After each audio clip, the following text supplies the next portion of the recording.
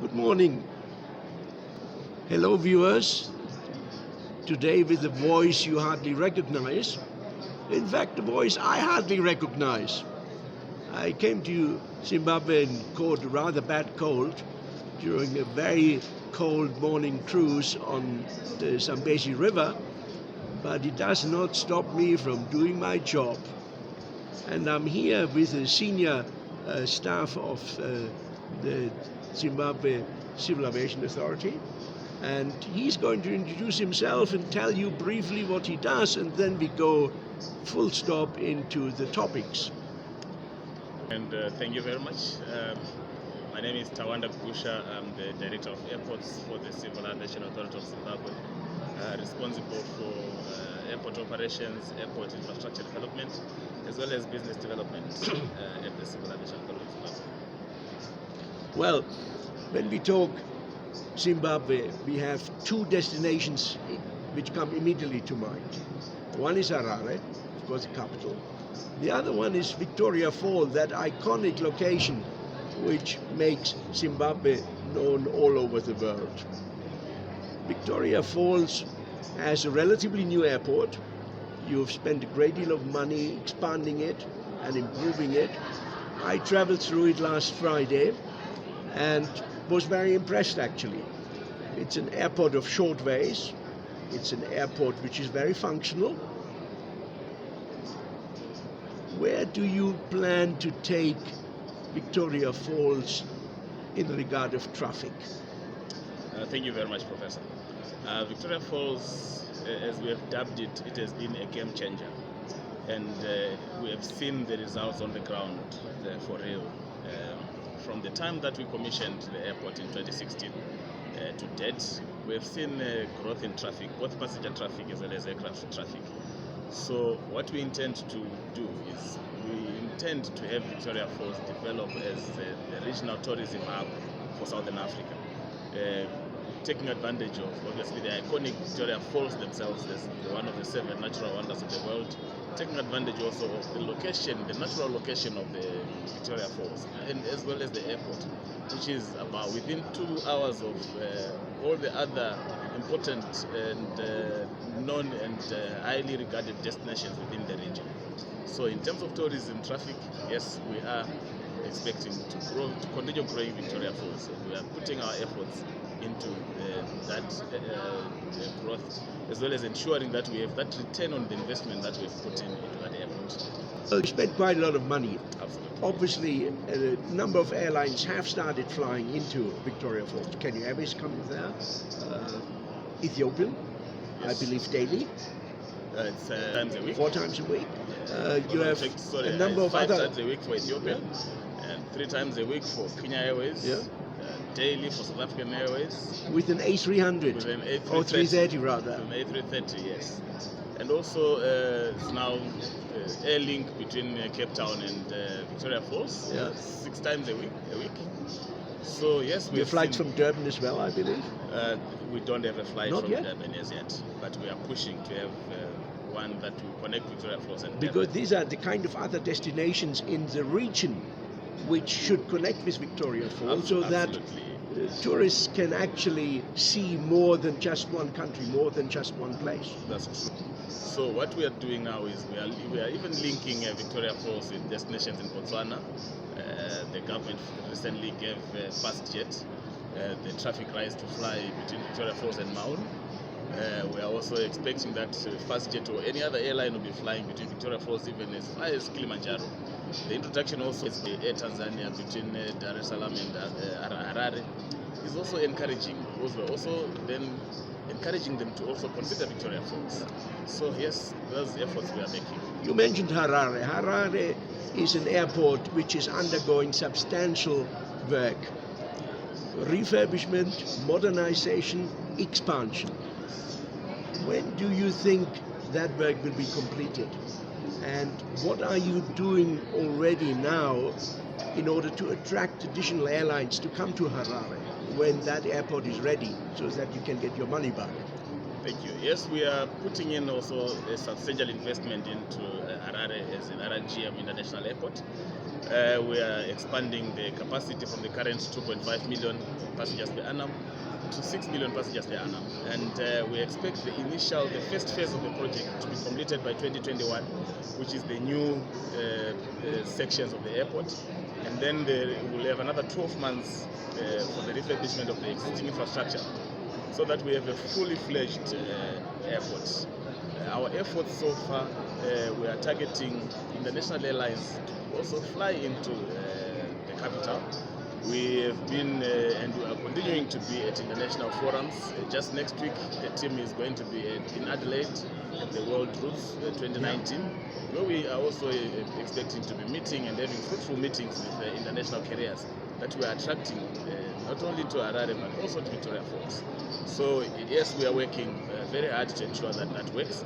We are also in the process of engaging a route development consultant who will assist us in further marketing our destinations. Yeah. Yes. I understand that one of the incentives you offer international airlines is fifth freedom rights to fly from their home hub into Harare and then on to, say, Johannesburg or Cape Town, or might be Windhoek, it might be any other destination, it might be Gaborone. How do you feel about that when it comes to your own airlines here? You have FastJet, you have Air Zimbabwe. They all want to fly on these routes too. Yes, and there you bring in additional competition only to raise traffic numbers into Harare. Thank you very much. That is a very valid observation and a valid point. But then you might also just be aware that as Zimbabwe, we were also part of the first signatories to the single African air transport market. Yeah. And so we are committed to the implementation of the open skies agreements. Yes, we have offered freedom traffic rights to a lot of airlines already that are flying into Harare as well as into Victoria Falls. We are even extending that to even Bulawayo, our Nkomo International Airport. You will find what we are doing is that we are growing traffic into the major hubs, that is Harare and Victoria Falls. And then we expect our local airlines, Air Zimbabwe and FastJet, to also then take this same traffic to other destinations, not only within the country but within the region, shorter destinations, or bring them in as feeder airlines to the hubs, so that we take the destination, we make our destination more accessible to the global world. So in a way, if you ask me, I think our opening up is actually promoting also our local airlines. So that is our thrust. And that is a very positive view, of course, which not all of your colleagues take, and I'm sure you're aware of that. I am, yes. Good. You talked about traffic being taken to other airports out of Victoria Falls and out of Harare. Yes. One of those airports would be Bulawayo, for instance. Yes. ATC News a couple of days ago reported that the government set aside $13 million to continue modernization work at Bulawayo and expansion. Yes. But we also understand that maybe as much as a further 20 million will be needed to complete the final work scope. What are your time frames for Bulawayo? What are your intentions for Bulawayo? Spending all that money, it might end up with 40 million. Surely you have plans how to recoup that investment. Absolutely. Yes, it is true that the government availed $13 million. This is for the phase 2 of the project, where we have to put up a new air traffic control tower. Because when we did the terminal building, the air traffic control tower then was not upgraded because of limited resources. So we need a new air traffic control tower that will enable the air traffic controller to have a 360-degree view of the entire airport, including the apron areas. So yes, that is a part of the program. The other phase will be upgrading the runway, because the runway is fairly old, needs to be upgraded as well. Yes, with all that investment, what we are saying is that while we are growing Harare and Victoria Falls, we are not also forgetting Bulawayo. And also, we are anticipating the economic turnaround, which means that there will be activity in Bulawayo. which will then demand additional traffic into Bulawayo. So the wear and tear on the infrastructure will also increase. So hence the reason why we need to invest that money to improve that infrastructure. In terms of recovering the investment, ours we work on a pool. Everything we have one single pot where all our revenues come in, and then our expenditure is spread as per need. We believe that we are able, with all the business that we are currently anticipating and currently having and anticipating in Harare and Victoria Falls, to be able to recoup that investment. In any case, like I indicated earlier on, first it was given recently the rights to fly between Bulawayo and Johannesburg. That to us is very positive. Even the Bulawayo community is very excited about it, and we are all looking forward to the launch of those flights. Yeah. That will also increase business into Bulawayo, which makes our business case even stronger. Yeah. Money earners, as far as your airports are concerned, are Harare and Victoria Falls right now. Yes. The others, probably, should I say, need to be subsidized? Absolutely, yes. Right. We covered Bulawayo, but there are other areas too. Yes. Kariba, Mutare, the Eastern Highlands, and a number of other fields which are under your jurisdiction, which you own, which you manage, which need work. Yes. What overall are your plans to progressively work on all these other airfields? I'm asking that because I did a feature a few years ago on Tanzania, where the Tanzanian government actually committed major funding to work not just on the primary airport, but secondary and tertiary airfields too, in order to allow tourists to fly into relatively remote places, but which are of touristic high value, and where road transport is not really viable. How do you see that here? Yes, it's true that we do have airports in all the major tourist attractions, with the exception of the Eastern Islands.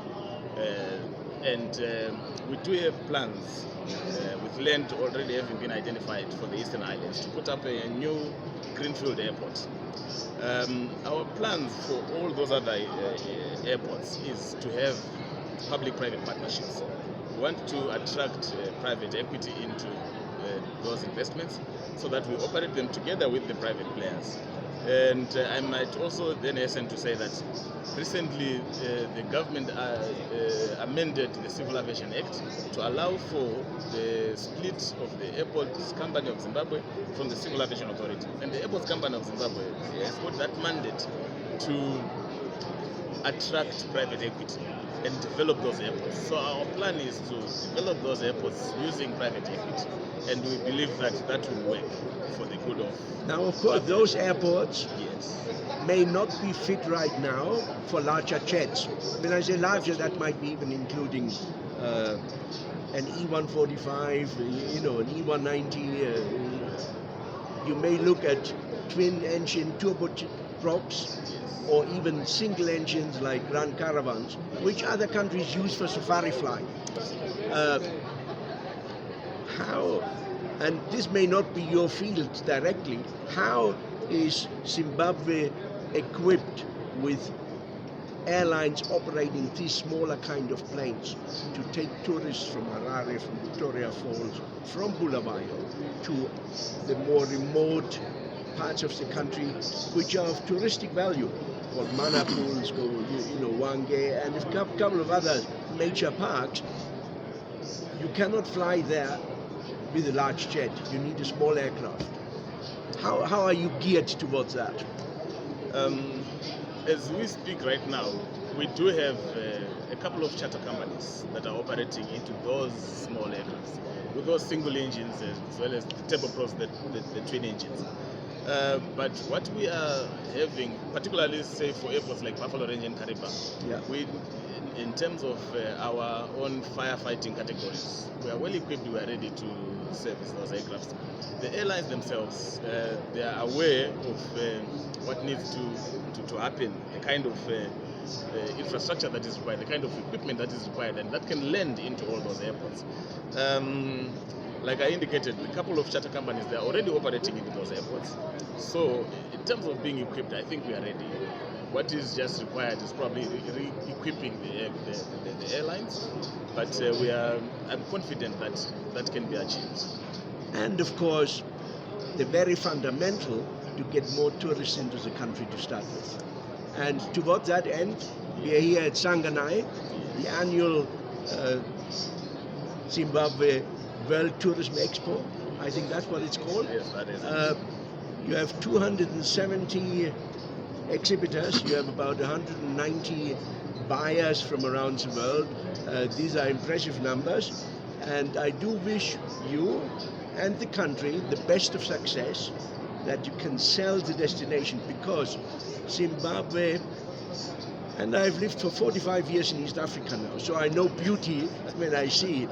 Zimbabwe is an exceptionally gifted destination with culture, with wildlife, with history, with food, and with friendly people. So I wish you all the very best in your plans. Please do keep us posted. Any changes, we are very keen, our readers and listeners and viewers are very keen to get regular updates from Zimbabwe. Thank you for your time. I appreciate it. Thank you very much for having us, and yes, please visit Zimbabwe, a world of wonders. Thank you.